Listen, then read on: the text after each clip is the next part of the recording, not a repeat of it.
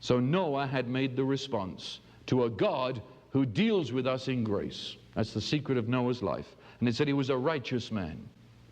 Not righteous by piling up his own works, but righteous because he had thrown himself on God. Righteous the same way that Abraham was righteous. Same way as you are in that sense. Except we've cast ourselves finally upon Jesus, the deliverer. They cast themselves upon the hope of that deliverer. But as I cast myself upon God, help, I cannot make myself righteous, nor could Noah. God declares us righteous. He said he was blameless.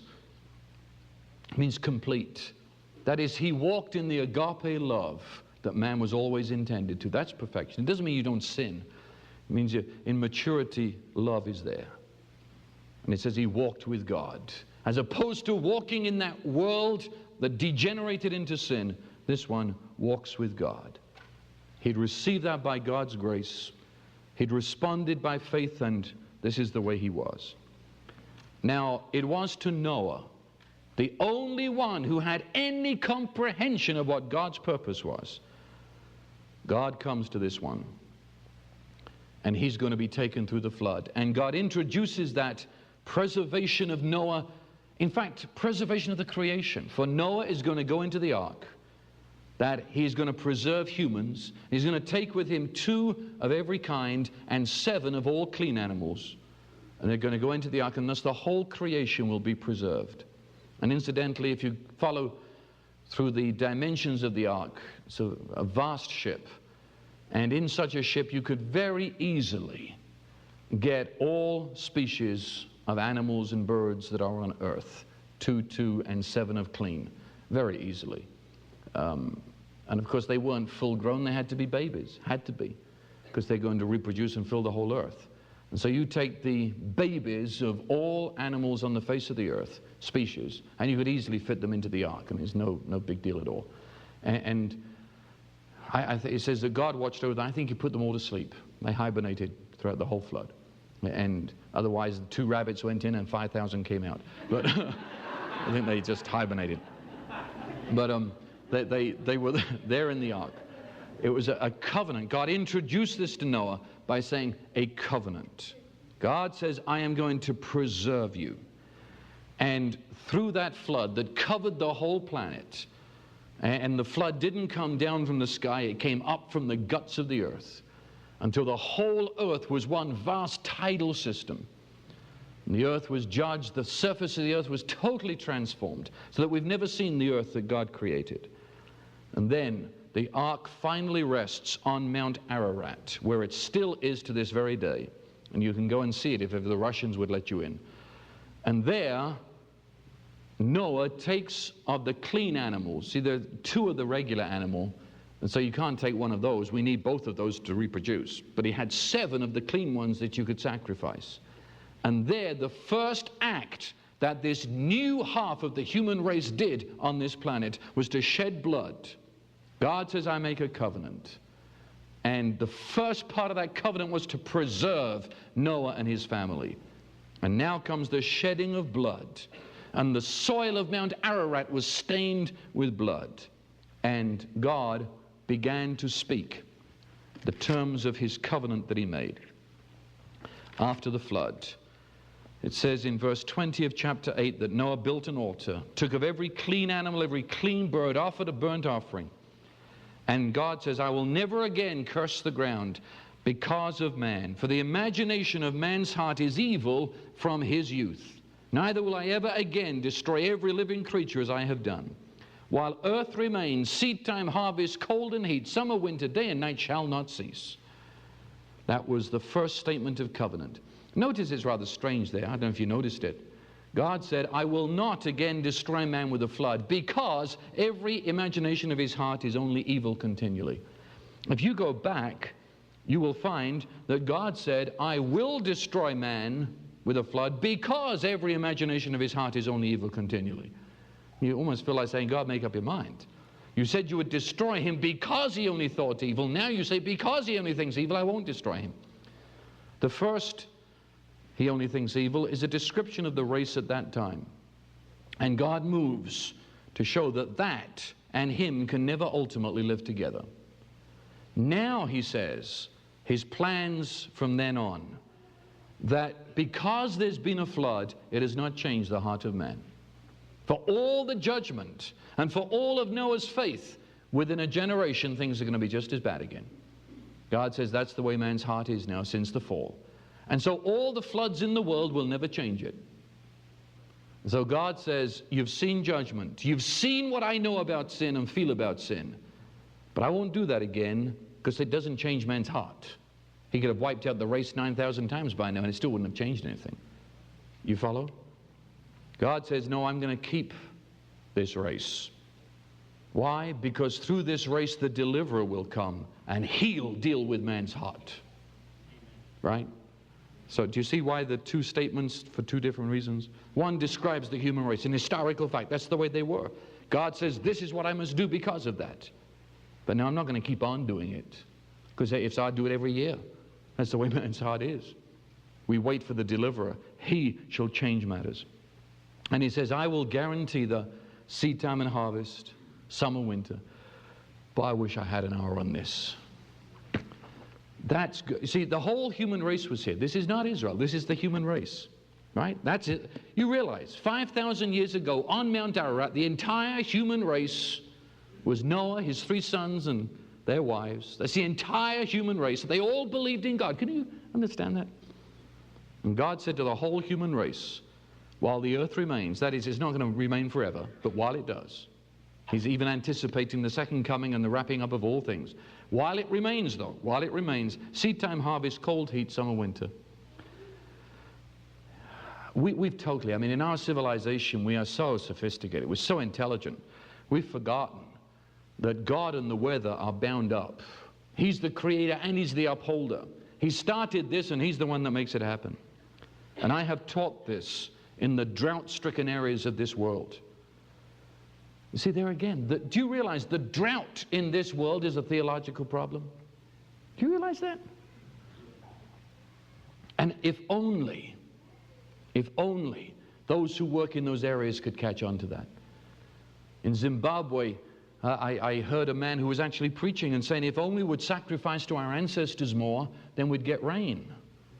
And I thought, where is the missionary who speaks their language that can stand up and say, no, there's a God in heaven? Where's the Elijah that can tell us what really makes drought and what really makes rain?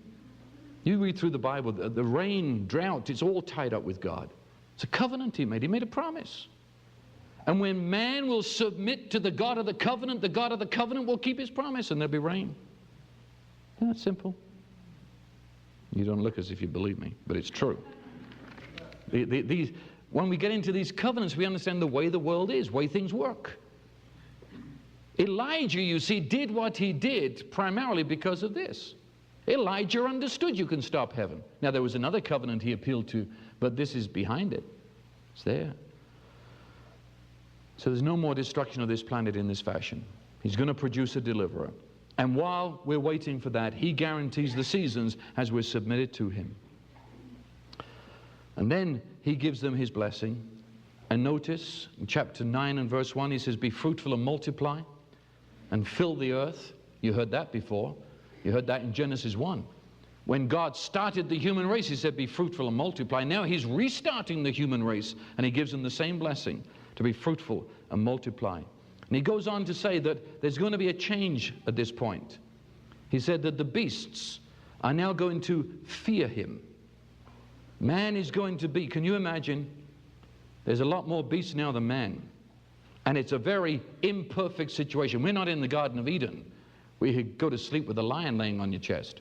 We're in a fallen world. And therefore, this little tiny family in the midst of wild beasts will be torn to pieces. And so God says, though you are so weak and helpless as a human being is. Have you ever thought of that in relation to the other beasts? I mean, forget it. I mean, look where our eyes are. Stupid place to put eyes. You want to look forward. Any animal that's going to make it in the forest has them more to the side. So you see this way, that way, every way. Right? Look at our heads. You can tap them with a piece of wood and smash my skull, and that's the end of me. Now, isn't that ridiculous? I should have a steel shield over my head, not this little eggshell. That's where everything is right in there, and you can bust it with most animals, I mean, their head's well covered. but not us. Man is Lord of creation because of that image of God, even though it's blasted and blighted. But that's why we're Lord of creation, not because of the way we were made. In fact, I think God has a kick out of that, making us the most weak of all his creatures, and yet we're the lords of the planet. And God says that from now on, because of this, the animals will be afraid of you. And so even in an unfallen world, man lords it over the animals and can bring animals into subjection to him. It's part of the covenant. And, said God, if man sheds man's blood, that man must die. Every one of these things are tempting, aren't they? We could take off at any one of these. I mean, here is the death penalty. You kill man, you're killed by man. But the one thing I will pull out of this, which I think is very important, it doesn't say the death penalty in order to deter men from killing each other. That's not the issue. The death penalty is not set out here in order to put people off of the idea of killing each other, which is the only argument I hear around these days for the death penalty, that we should have the death penalty so people wouldn't kill each other so much. That is, the death penalty for the protection of society. No, that's not what's here. God instituted the death penalty. Notice what it says in verse 6 of chapter 9. This is why. For, okay, the death penalty, says God, because, for God made man in his own image. Puts a whole new light on it. God says, if you dare touch man, you dare touch another man, you have touched one who is made in the image of God. So even the death penalty becomes a theological question. Why is it so awful to kill man? I'm allowed to kill an animal that upsets me. A squirrel comes and eats my corn, I shoot it. A raccoon that turns over my garbage can, I shoot it. And the sheriff doesn't come to my door. My next door neighbor eats my corn. The next door neighbor kid turns over my garbage. What's the difference? Mr. Evolutionist, tell me what's the difference? You said we're all animals. What's the difference? God says if you touch another human being, you die. It's part of the covenant. Why, God? Because other person is made in the image of God. A murderer is not only a menace to society. The heart of the matter is he has touched a human being who's made in the image of God. That's the issue. To kill another human being is to touch God. So God says, because of that. Do you see what I'm getting at here? So this is the whole issue. Take away the understanding that man is created in God's image and society falls to pieces. Society, as God intended it, is built on that fact. I have to treat you with awe, with awesome respect. You had the stamp of God on you. You might act in the most disgusting fashion. You might be in my way, but I dare not touch you. You're made in God's image. And if I touch you, I've touched God. And God said that must be punished. Do you follow the reasoning? In fact, he says you mustn't eat blood in this particular case. Thereby we could go off. That's no longer in effect as such. But at that time, God says you don't touch blood. Blood of animal, blood of man. Because blood is life. Life comes from God, sacred. It's a continual reiteration of the one fact. Recognize the sacredness of man. God made him and made him in his image. And then he said he puts his bow in the sky. And he said that's the seal of the covenant. Do you remember we talked about the scar? That was the seal of the covenant. God says, I'll put my seal in the sky. And he put a bow. You say, big deal. Surely they've seen a rainbow before. Not if you read the Old Testament carefully. They'd never seen rain before. You realize that from Genesis 1 through the flood, there was no rain. The earth was covered with a covering either of cloud or of water, but there was water in some form or another, then there was the atmosphere, and then the water of the sea. Right? It says that in Genesis. The firmament, you've got this cloud cover. Oh boy, we could really get into this. That's why people live so long. Yeah, it's the sun that kills you. They never saw the sun until the flood came. Just a light by day and a lesser light by night. They didn't see the sun. Therefore, the rays didn't get through and kill them. That's why they live so long. We've done it today in laboratories. We've got people living, animals living vast ages without the sun's rays. And so it was the flood that got rid of the cloud covering. There's your 40 days and 40 nights of rain. That didn't cause the flood, though. But it's got rid of the clouds. And now for the first time, they're seeing rain with the sun shining. And when the sun shone on a raindrop, they see this thing in the clouds. God says, that's my seal. That's my promise of the covenant, that I'll never again flood the earth. I love it. You see, supposing your great-grandfather was Japheth or Shem. And when you went to visit great-granddaddy, he'd tell you about the flood. And he'd tell you how they came through the ark. And of course, the knowledge of that flood must have gone on for a long time. You know, I mean, that only happened a few years ago. The horror of it, the terror of it, when the whole earth was engulfed in water. Can you imagine your feelings when there'd be heavy rain? The terror of man's heart, that again there's going to be a flood. The very presence of water. God forbid there should be a little flood down the road. The horror of it, the terror. The seal of this covenant that God made to preserve the human race. The sign was directly connected with that which had judged the earth before. Against the dark clouds that contained water, water that destroyed them before, there appears the rainbow.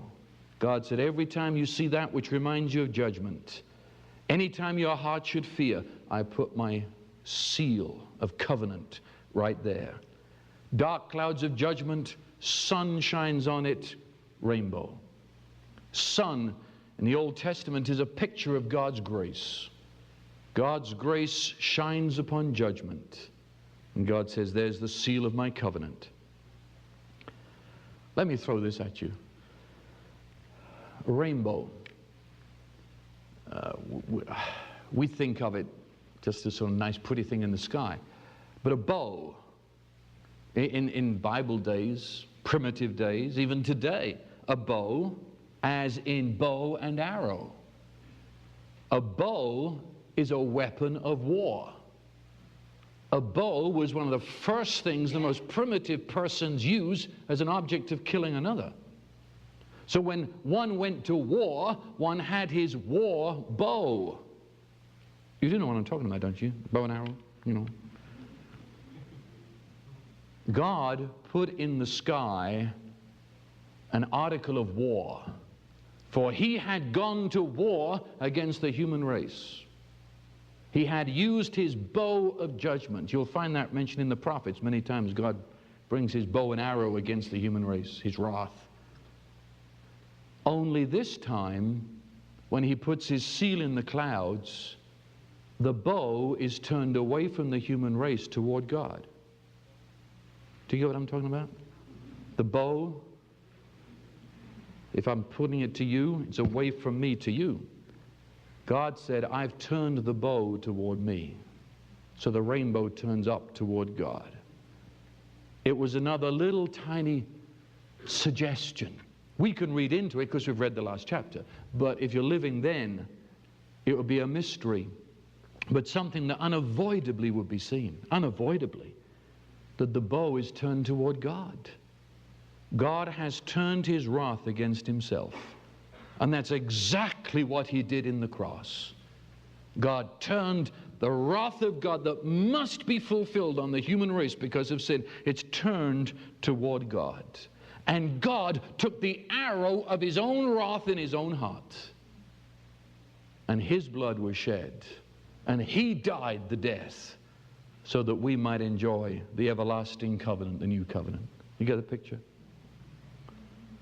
The seal of the Noahic covenant. Now, very quickly, I need another hour on this, but we can't keep on doing what we want to do here. There comes further down in chapter 9, you have the story of how Noah became drunk. That's a story all by itself. And how Ham walked into his father's tent and saw his father in a state of nakedness. The suggestion there, vague in the Hebrew, but there, is almost a suggestion that in Ham was lust to the point of homosexuality. Certainly he delighted, that's the idea, he delighted in what he saw of his father's nakedness. When Noah returns from sleep, the Spirit of God comes on him, and he addresses his 3 sons with curse and blessing arising from that. And when you got Shem, Ham, and Japheth, that is the human race. So what is said here affects the human race for the rest of time. And in that sense, it's an appendage to the covenant. The covenant dealt specifically with preserving the race. Preserve Noah. Now this is how the race, I will continue to preserve it. But now he appends that by saying this is the way the human race is going to go. And the curse comes upon Ham. Now this is so terrible. It's actually, there's certain persons in the United States have really made this, that the curse was on the Ham race, which are the black people. Let me say once and for all, the Bible does not say that the family of Ham, the black people, was cursed. Can that be understood? That is not in the Bible. It arises out of the disgusting, sick, rotten, distorted minds of bigoted racists. It is not in the Bible. It specifically says the youngest son of Ham, Canaan, was cursed. Canaan, not Ham. Ham deals basically with the black and the black-related people. One particular segment of those people, Canaan, who obviously later became the people that we call the land of Canaan, the land that Israel went into, among whom were the Perizzites, the Jebusites, the Hittites, or the otherites. And they followed precisely their father Ham in his lust, his sexual lust, possible homosexuality. And the Canaan, out of all the sons that Ham had, Canaan was the one that developed that. Until the land of Canaan, at the time when Israel went in, do you remember God says all of them had to be destroyed? That sounds terrible, doesn't it? Until you get into their culture. You can get into their culture. That culture was so filled with sexually related diseases that even the animals had sexual diseases. That's why God said they all have to be destroyed. That was radical surgery on the human race. That wasn't just God having a whim of destruction. They had to be destroyed, otherwise the whole human race would have been destroyed by sexually related diseases. Okay? So not all of Ham, just Canaan, was cursed. He was like his father Ham. It came out in him. So the curse is upon that one section. And he's to be the servant of the other races. Then it comes to Shem. And it says of Shem, blessed by the Lord my God be Shem. Notice there, Lord. At this point in time, Lord is not used too often. That's the word that we sometimes say Yahweh, translated I am that I am. It's the name, the covenant name of God that he was ultimately to give to Israel. But he uses it at this point. Blessed be Shem. Blessed be the Lord God of Shem. It's interesting, Shem people, he says, you are going to be blessed with this personal knowledge of God. It's the very first time that God gives himself away to one group of mankind. Up until that, he's been the God of all mankind. Now, he says, those people who come through Shem, they will be blessed by knowing God personally. He will be known as the Lord God of Shem. That's covenant languages, right? I will be your God. You shall be my people. Lord God of Shem. He's specifically the God of Shem. He's for Shem's enjoyment, Shem possession. It's interesting. I was in a certain part of Africa, and a young student said to me, I don't want your white religion. And I said, nor do I, actually. I said, white religion stinks. I said, nowhere. I said, I don't know where you're coming from with that, but it's not in the Bible, you see. The Bible never says it's white religion. I said, when God said he would bless the human race, he didn't bless the white people, nor did he bless the black people. He blessed the in-betweens. Right? Shem. What do we get from Shem? We get basically, of course, the most famous of the Israelites, but we get the Arabs. We get Iraq, Iran. Are they black? Are they white? No. God has a sense of humor. He didn't make black people his special ones or white people. He got the in-betweens. Right? You realize, we'll see it again in our next hour, Abraham was an Iraqi. Did you understand that? I mean, I hate to say it, but Abraham looked more like the Ayatollah Khomeini than he does look like you, you know. He comes from that part of the world. Now, he's not black and he's not white. He's in between. I love that. The whites can't take preeminence, nor can the blacks. God says in between. And I do this teaching always in Africa. I always say that when the white people came, they were Johnny-come-lately. They got their message from Shem. Then they passed it on to you. But it's Shem who received the blessing. It's the in-betweens. That's where God is going to bring his covenant in the future. And then he says Japheth. Now Japheth are the white people, the Europeans. And he says that he will occupy the tents of Shem. And to occupy the tent in Hebrew means to invade and conquer. He did. He sure did. The white man invaded and conquered. And what did he find when he got there? He found the God of Shem. Do you realize, all you people of Japheth, I see one or two Hams are here. I don't see any Shems, but most of us are Japheth. Where did we get our knowledge of God? Because we busted into the tent of Shem and we found him there. Are you following my reasoning here? The Messiah didn't come through Japheth. Messiahs didn't come through Ham. Messiah, Jesus, came through Shem. And we found Messiah in the tents of Shem. Right? Look, think about it over lunch. You'll get the idea. We are all Japhites dwelling in Shem's tent. This is not a white man's religion. God revealed himself to the people of Shem. Through Shem came Israel. Through Israel came Messiah. We come into the tents of Shem.